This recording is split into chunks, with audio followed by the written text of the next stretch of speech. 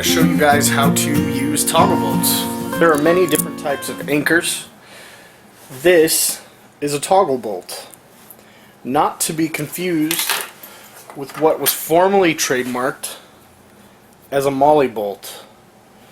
A lot of people call them mollies, but this is a molly. This is a toggle. They have similar function though. When you put them through the wall, they go in here, you tighten this screw, and with a molly, it's got this once it's tightened behind the wall, so it can't go through the wall. So whatever's tugging on that won't be able to pull that out of the wall. Same thing with the toggle. Here's your wall, you put the toggle in the wall, tighten it up, and then it can't pull through the wall. This is a 3/16 toggle, and a 3/16 has the capability of holding up to 420 pounds. That is why I love toggle bolts. Now with a 3/16 toggle bolt, typically I believe the screw is a 10 size and a 24 pitch. So it's not a 3/16 machine screw, and it's funny they call them bolts because it's a machine screw that actually goes in there. So what we're going to do today is we're going to install this coat hook for some of my employees here, because the hook that they installed for coats and backpacks and things like that is just not worth it. So when you get your toggle bolt, you're going to install it in the wall, and it will essentially go like that into the wall, come back out, and it can't come out of the wall. So you have to drill a pilot hole. You can use a drill bit, but I'm going to use a paddle bit. Now for a 3/16, when you want to find the right bit, you line them up.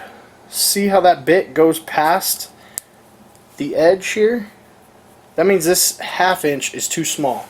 So we're going to up it to the next size, which is 5/8, which is just fine, because you can see there the bolts will be able to go straight into the wall.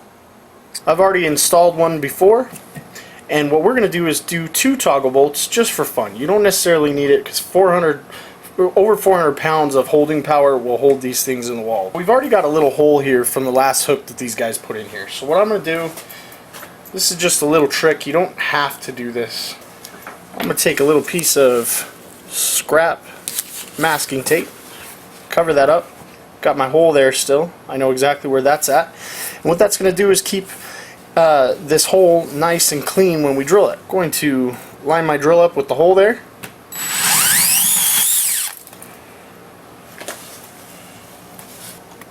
Now what I'm going to do, line that up. That's where I'm going to put the first toggle bolt. So I'm going to mark down here, a little marker or pen.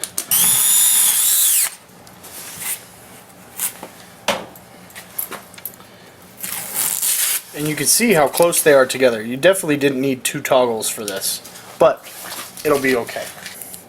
You take the wing off here, and you're going to put it in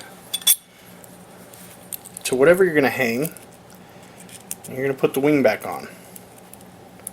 Now a lot of times people think they need shorter toggles. I would always go with the recommended length of whatever toggle you're doing, because I've seen people, they put 3/4 drywall stacked on top of each other, and now you're dealing with like 2 inches of space. So what I've got here is a 3-inch toggle, 3/16 toggle. Alright, so that should be pretty good there. Now with both of these, like I said, you don't need 2. 2's a little ridiculous, but I wanted to show you guys. You could see that those wings go in. Now the thing is, when you put those in, they're not coming back out. So make sure you're ready. So you put them in, and the wings have splayed out, and they're not coming back through the wall. If you have the space, use a drill bit, and you're going to pull, giving this some tension on the toggle behind. Now when you use your drill, you want to make sure it's going the correct direction, because if you go the incorrect direction, all that's going to do is that wing back there is going to loosen off the screw and fall into the wall, and then you got to start all over Same thing with a screwdriver. Make sure you do the righty-tighty, lefty-loosey rule. So we're going to put some tension on this guy and tighten that up. Put some tension on the bottom there and tighten that up. And if you're doing two, you want to make sure that you're doing a little bit of both.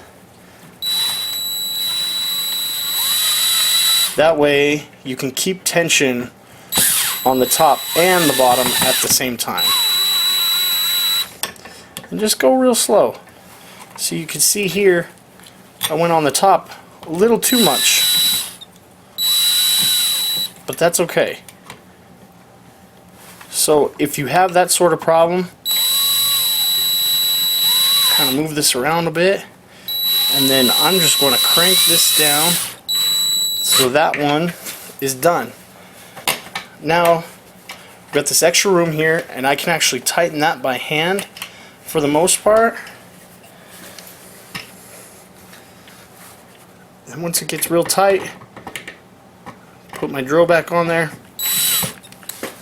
put some finishing touches on there, just hand tight with the screw, make sure that it's actually engaged there, and boom, voila.